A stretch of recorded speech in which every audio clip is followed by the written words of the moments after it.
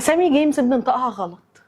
رقم 1 بابجي، كتير قوي مننا بيقولها ببجي، وكتير تانيين بيقولوها ببجي، بس النطق السليم بتاعها هو بابجي. رقم 2 توم ريدر، ناس كتيرة قوي بتقولها توم بريدر، بس حرف البي اللي في الآخر هو سايلنت، فالنطق الصح بتاعها هو توم ريدر.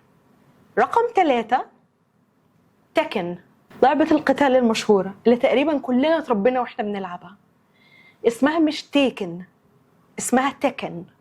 رقم 4 والأخيرة معانا النهاردة هي باونس، لعبة تليفونات نوكيا اللي كلنا بلا استثناء لعبناها وكنا بنقول عليها بونس، بس اسمها باونس مش بونس.